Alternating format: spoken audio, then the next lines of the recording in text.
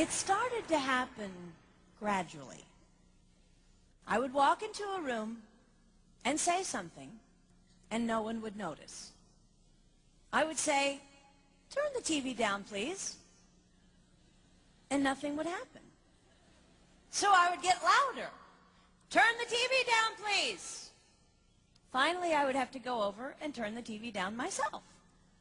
And then I started to notice it elsewhere. My husband and I had been at a party for about 3 hours, and I was ready to go. I looked over, and he was talking to a friend from work, and I walked over, and he kept right on talking. He didn't even turn toward me. That's when I started to put it together.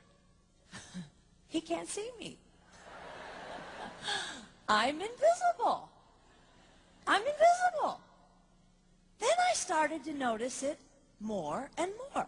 I would walk my son to school, and his teacher would say, "Jake, who's that with you?" And my son would say, "Nobody." Granted, he's just 5, but nobody? One night, a group of us gathered, and we were celebrating the return of a friend from England.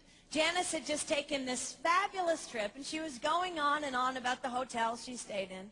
And I was sitting there looking around at the other women at the table. I'd put my makeup on in the car on the way there. I had on an old dress because it was the only thing clean, and I had my unwashed hair pulled up in a banana clip, and I was feeling pretty darn pathetic. And then Janice turned to me, and she said, "I brought you this." It was a book on the great cathedrals of Europe. I didn't understand. And then I read her inscription. She wrote, "With admiration for the greatness of what you are building when no one sees." You can't name the names of the people who built the great cathedrals.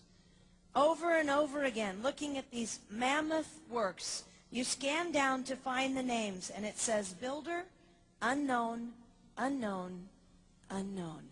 They completed things not knowing that anyone would notice. There's a story about one of the builders who was carving a tiny bird inside a beam that would be covered over by a roof. And someone came up to him and said, "Why are you spending so much time on something no one will ever see?" And it's reported that the builder replied, "Because God sees." They trusted that God saw everything. They gave their whole lives for a work, a mammoth work, they would never see finished. They showed up day after day. Some of these cathedrals took over 100 years to build. That was more than one working man's lifetime. Day after day. And they made personal sacrifices for no credit. Showing up at a job they would never see finished, for a building their name would never be on. One writer even goes so far as to say no great cathedrals will ever be built again because so few people are willing to sacrifice to that degree.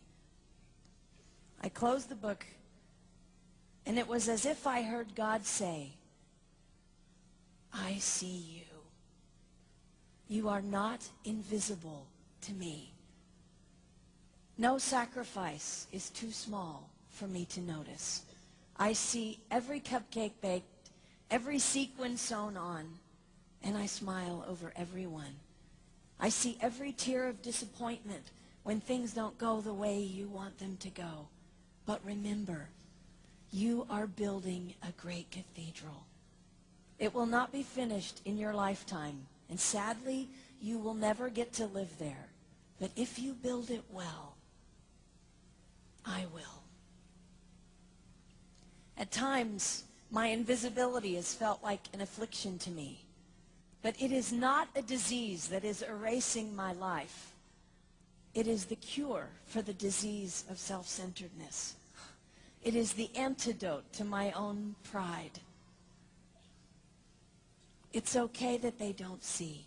It's okay that they don't know. I don't want my son to tell the friend he's bringing home from college, "You're not going to believe what my mom does. She gets up at 4 in the morning and she bakes pies and hand-bakes a turkey and she presses all the linens." Even if I do all those things, I don't want him to say that. I want him to want to come home. And secondly, I want him to say to his friend, you're going to love it there. It's okay that they don't see. We don't work for them. We work for him. We sacrifice for him. They will never see. Not if we do it right. Not if we do it well. Let's pray that our work will stand as a monument to an even greater God.